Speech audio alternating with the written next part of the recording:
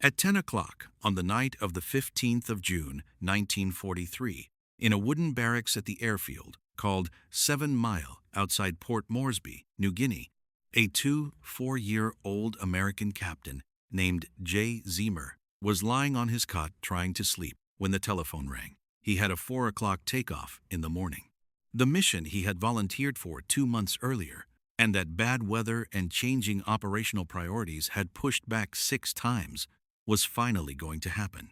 He was going to fly his B-17 alone, without escort, 1,200 miles round trip across open ocean and Japanese-held territory, to photograph the western coast of an island called Bougainville.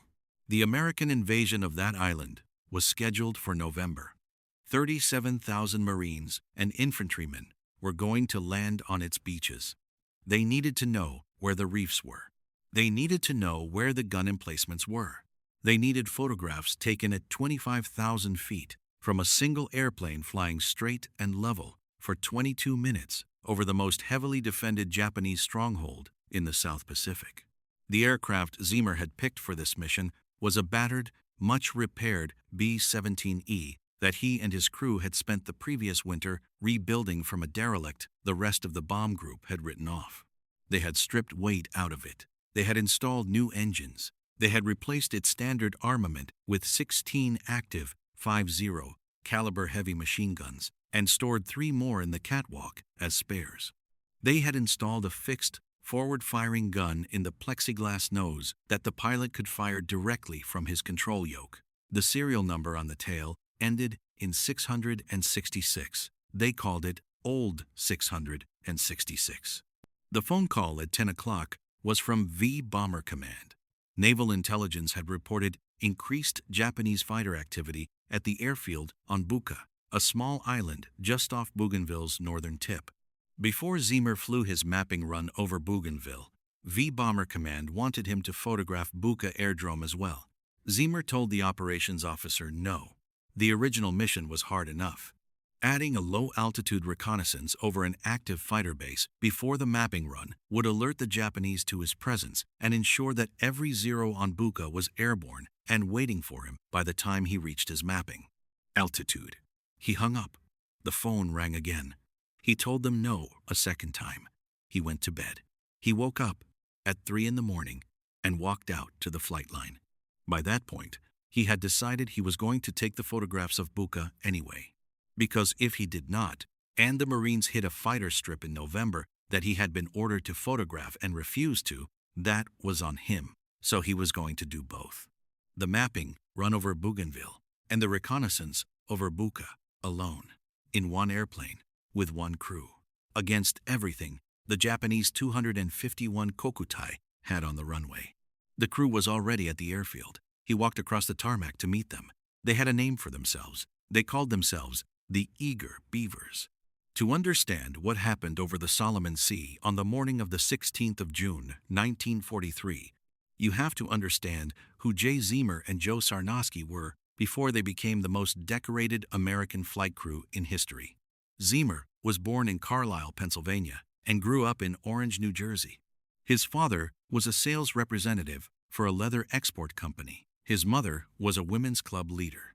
He spent summers at Boothbay Harbor on the coast of Maine, where as a teenager he built his own rowboat by hand. He became an Eagle Scout at the age of 14, one of only 11 men in American history who would ever hold both the Eagle Scout rank and the Medal of Honor. He went to Culver Military Academy in Indiana, where he rebuilt a derelict car that he drove back and forth between Indiana and New Jersey on school breaks. He went to MIT, where he studied civil engineering.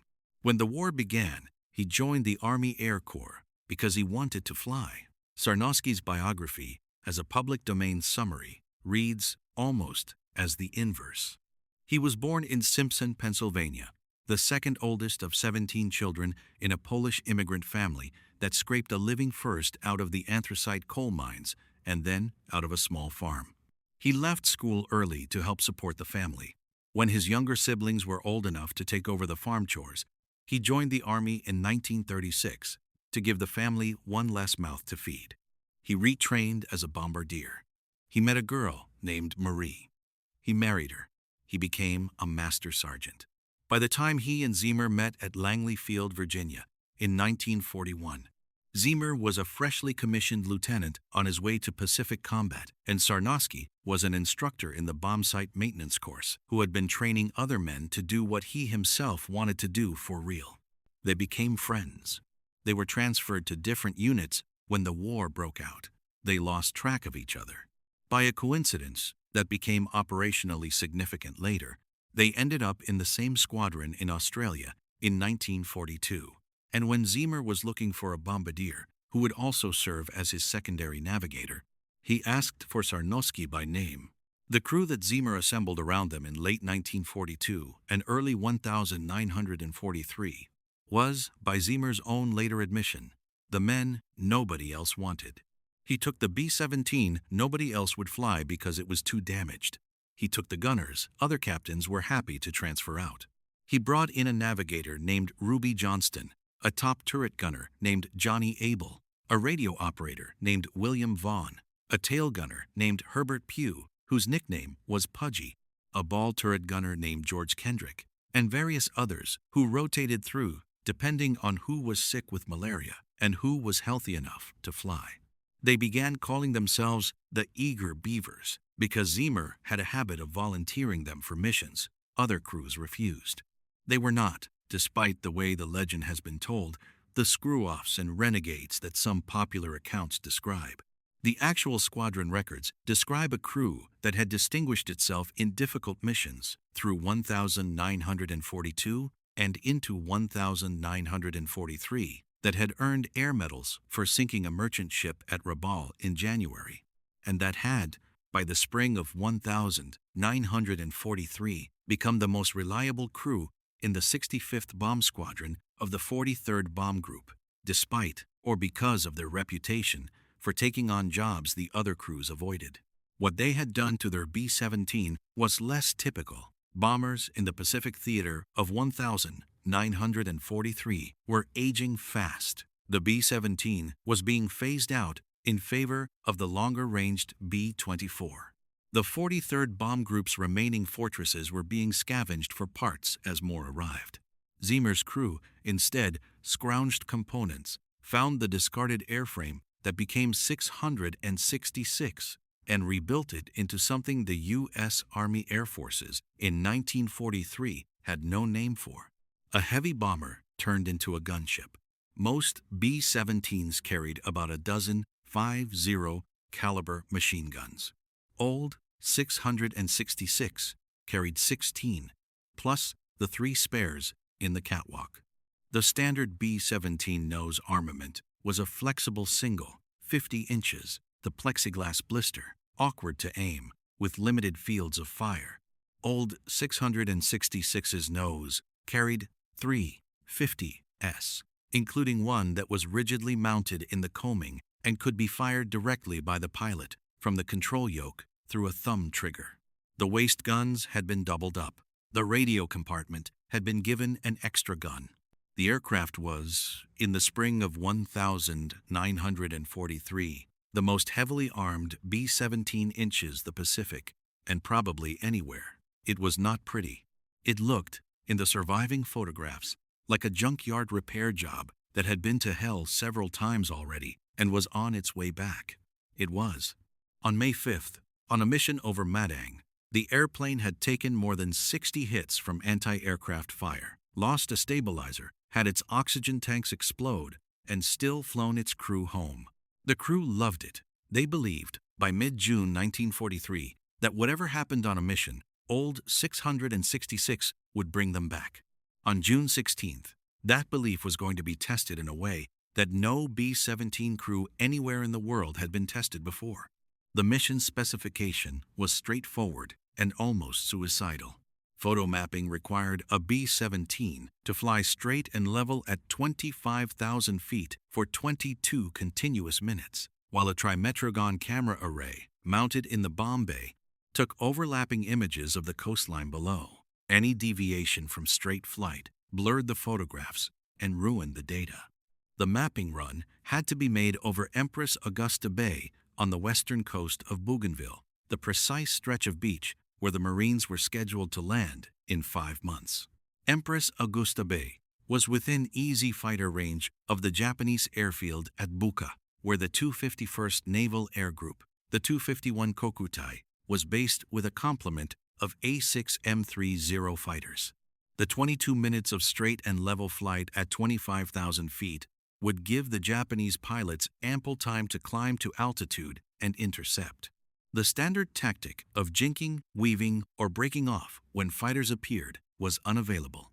Zeamer would have to hold the course. He had to hold the course because the photographs were the entire point of the mission. If he broke off to fight, the data would be useless. The Marines would land in November against fortifications they did not know existed and shoals they had not been warned about. Zeamer had volunteered for this in April. The mission had been canceled and rescheduled 6 times since then. By the time he took off at 4 in the morning on June 16th, he had been thinking about the geometry of the engagement for 2 months. He knew the Zeros would catch him. He knew the mapping run was an irreducible 22 minutes. He had armed his airplane accordingly. The detour over Buka, ordered at the last minute by V Bomber Command, took the engagement from probable to certain. By going over Buka first, Zeamer would be telling the Japanese exactly where he was an hour before he reached his mapping altitude. They would scramble fighters. The fighters would intercept him during the mapping run. He had told V Bomber Command twice that he would not do it. At 3 in the morning, walking out to the flight line, he had changed his mind. He went to Buka anyway. Old 666 took off at 4 a.m. The flight to Bougainville took roughly 3 hours over open ocean. Sarnowski sat in the plexiglass nose, monitoring drift and airspeed for the navigator. Kendrick prepared the cameras. Zeamer flew. The crew was quiet on the intercom. They had done long overwater flights before. This one, they understood, was different. At approximately 7 a.m., the dark coastline of Bougainville rose out of the Solomon Sea ahead of them, and Zeamer turned north toward Buka. He flew over the airdrome at altitude. Kendrick took the photographs. Down on the ground, Japanese ground crews were already towing aircraft out of revetments. The photographs Sarnowski's cameras captured that morning, recovered from the wreckage of the airplane after the mission, would later be reported to show 21 Japanese fighters either taxiing or in the process of taking off. Zeamer banked away from Buka and began his run south down the coast of Bougainville toward Empress Augusta Bay. The Zeros were behind him now, climbing. He had perhaps 10 minutes before they reached his altitude.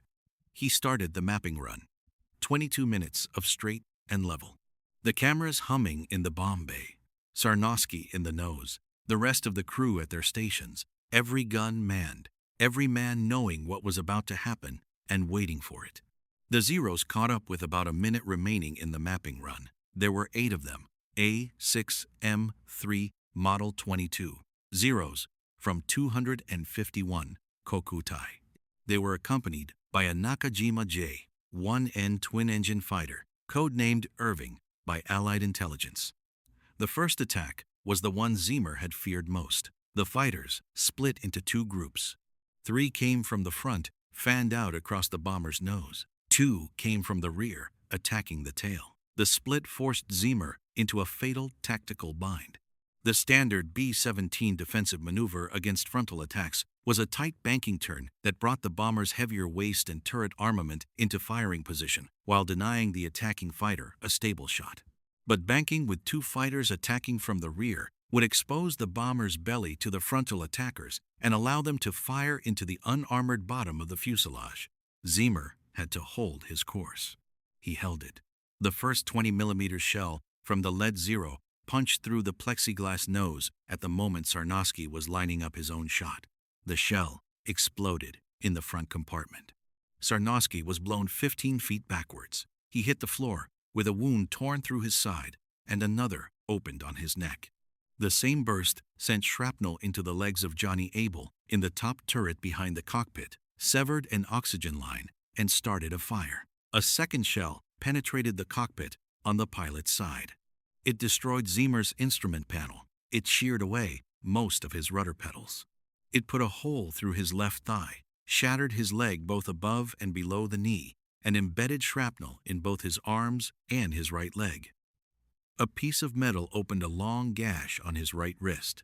Zeamer was conscious. He was bleeding heavily. He kept the airplane straight. What happened next is the part of the story that is reconstructed from the testimony of the crew members who survived, from contemporary squadron records, and from the citation later written for Joe Sarnosky's posthumous Medal of Honor. Sarnosky, by every reasonable measurement of what a human body can sustain, should not have been able to move. He had a hole in his side and a wound in his neck, and he had just been thrown the length of the bomber's nose compartment by the force of a 20mm cannon shell detonating 2 feet from him. He moved anyway. Multiple sources describe him crawling back to his machine gun at the front of the airplane, leaving a trail of blood across the floor. He reached the gun. He pulled himself up to a kneeling position. The Nakajima Irving, the twin-engine fighter, was lining up another frontal attack on the bomber's nose. Sarnosky fired at it. The Irving caught fire. It rolled over and dove away from the formation. Whether it crashed or made it back to base is unclear in the surviving records. What is clear is that it broke off its attack and that the burst of fire that drove it off came from a man who was, in clinical terms, in the process of bleeding to death. Sarnosky fired again at a second Zero coming in. He scored hits. The Zero pulled out of its attack. The wind that was now howling through the shattered nose of old 666 picked up the empty brass shell casings ejecting from his machine gun and slammed them back into Sarnosky's face. He kept firing until he collapsed. He fell back into the arms of one of the other crewmen who had come forward through the catwalk to help him. He was carried back to the radio compartment. He died there. The pilot of old 666, sitting in his ruined cockpit at 25,000 feet, with most of the rudder pedals shot away and his own left leg broken in 2 places, did not yet know that Sarnosky had died. Zeamer was looking at his right thumb, which was still on the trigger of the fixed nose gun he could fire from the yoke. The Zeros were still attacking. He aimed old 666 at the next one through and pressed the trigger. He scored a hit. The Zero went down. The dogfight, by the time it ended, had lasted approximately 40 minutes, which various aviation historians have recorded as the longest single aircraft dogfight in the history of military aviation. By the time it was over, Zeamer had finished his two-minute mapping run, completed the photographs of Empress Augusta Bay, and lost most of the blood in his body. 2 of the 8 Zero pilots who had intercepted him would fail to return to base that day. Warrant Officer Yoshio Oki and Flight Petty Officer 2nd Class Suhiro Yamamoto. Several of the others were damaged. The Irving was driven off and not seen again. The Japanese formation, having taken the kind of casualties that any fighter unit hates, absorbing against a single bomber, broke off and let old 666 limp away. The flight home covered approximately 580 miles. Old 666 had no functioning hydraulics. The cockpit was a wreckage of broken glass and shattered instruments. The pilot's controls were partially disabled. Zeamer was bleeding through tourniquets that the crew had applied to his leg. He was, by the testimony of his crew, in and out of consciousness for portions of the flight. The co-pilot, John Britton, took control whenever Zeamer faded. The crew compartment was a triage station. Sarnosky's body was in the radio room. Johnny Abel was wounded. Ruby Johnston was wounded. William Vaughn was wounded.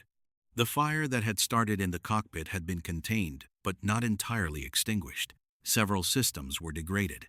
The airplane had taken hits in fuel lines, in control surfaces, in armor plate that had absorbed shrapnel rather than letting it through into the crew.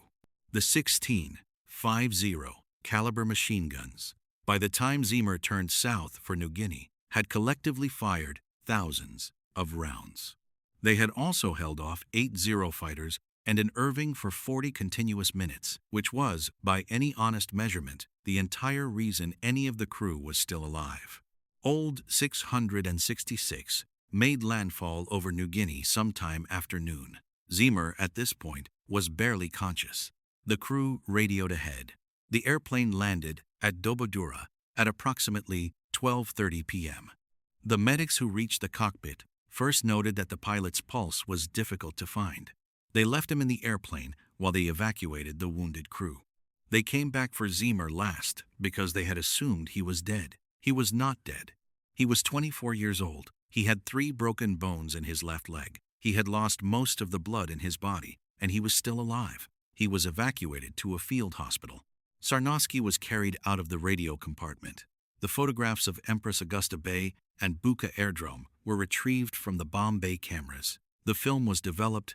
The data was incorporated into the planning for the November landings on Bougainville. The Marines and the 37th Infantry Division, when they hit the beaches at Empress Augusta Bay on the 1st of November 1943, did so with a complete photo reconnaissance map of the terrain in front of them. Old 666 had brought it home. Sarnosky was buried 2 days after the mission on a knoll near the New Guinea airstrip.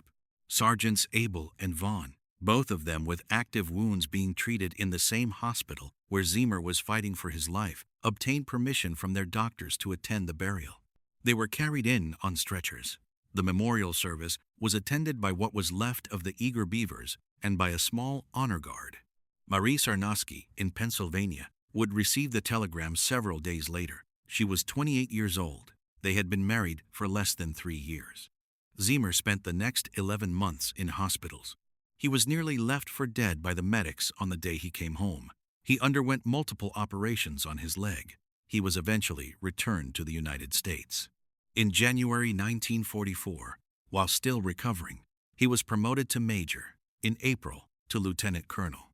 The mission citations were processed slowly because the chain of approvals for a Medal of Honor required extensive corroboration from surviving crew members who were themselves dispersed across hospitals and units.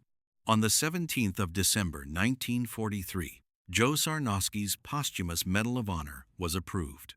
On the 16th of January 1944, Jay Zeamer's was approved. Both citations were signed by President Franklin Roosevelt. Marie Sarnosky received her husband's medal at Richland Army Air Force Base on the 7th of June 1944.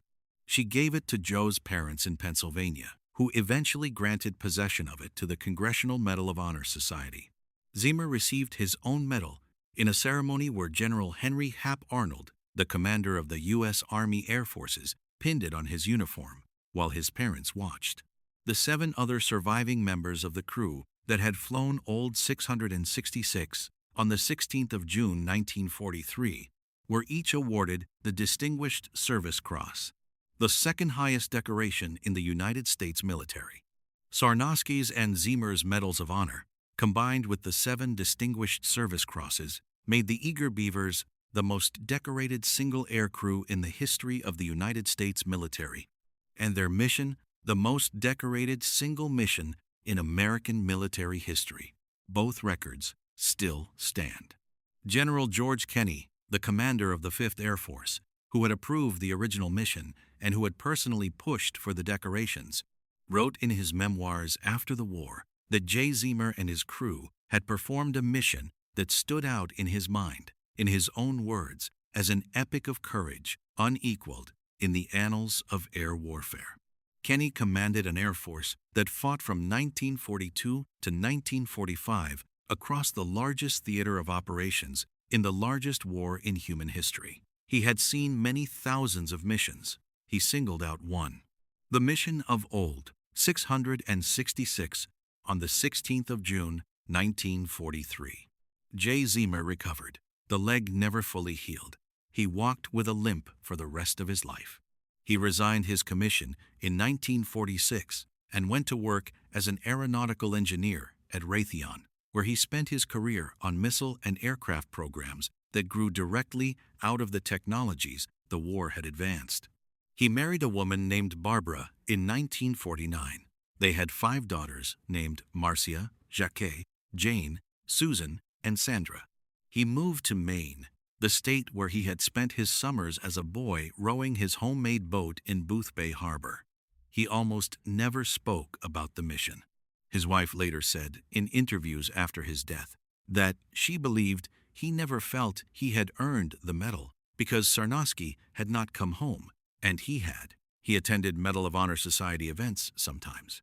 He gave a few interviews. He was, by all accounts, a quiet man who did not require recognition. He died on the 22nd of March, 2007, at the age of 88 in a nursing home in Maine.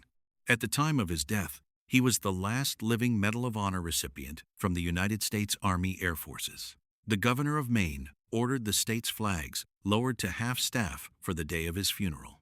He was buried at Arlington National Cemetery. Sarnosky's body was returned to the United States in January 1949 and reinterred at the National Memorial Cemetery of the Pacific in Honolulu in Section A, Grave 582. A state park in Pennsylvania, near the town where he had grown up, was named for him in 2002. Old 666 itself. The airplane the Eager Beavers had pulled out of a junkyard and rebuilt and flown into the deadliest dogfight any single American bomber ever survived, was repaired after the June 16th mission and returned to limited service. By the spring of 1944, it was considered too worn to continue flying combat. It was returned to the United States in March of that year. It passed through several training units. It was finally sold for scrap metal in Albuquerque, New Mexico, in August 1945, 2 days after the Japanese surrender that the photographs taken from its cameras had helped to make possible. The Marines who landed at Empress Augusta Bay on the 1st of November 1943 drove the Japanese off Bougainville over a campaign that lasted into 1945. The airfield at Buka, the one Zeamer had been ordered to photograph and had said no twice before deciding at 3 in the morning to do it anyway, was rendered useless by Allied air attacks within months of the original photo reconnaissance. The actual photographic data from the mission was incorporated into operational planning at every level of the South Pacific Command. It saved an unknown but significant number of American lives. None of those lives were Joseph Sarnosky's. He had bought the photographs with his own. He was 28 years old. He had a wife. He had spent the morning of the 16th of June 1943 alone in the plexiglass nose of a battered B-17 with a hole in his side and another in his neck, dragging himself back to a machine gun and firing it at a twin-engine fighter that was trying to kill the rest of his crew until he could not fire anymore and collapsed. He had not been required to be on the airplane that morning. The mission was a photo mapping run, not a bombing run. The Bombardier's skills were not strictly necessary. He had volunteered. He had volunteered by every reasonable inference from the testimony of the men who survived, because he could not imagine the rest of the crew flying that mission without him. He died with them on the airplane. He died in their arms, on the radio compartment floor, somewhere over the Solomon Sea, on the morning of the 16th of June, 1943. The Marines landed at Empress Augusta Bay 5 months later with the maps. The maps had been bought. He had paid for them.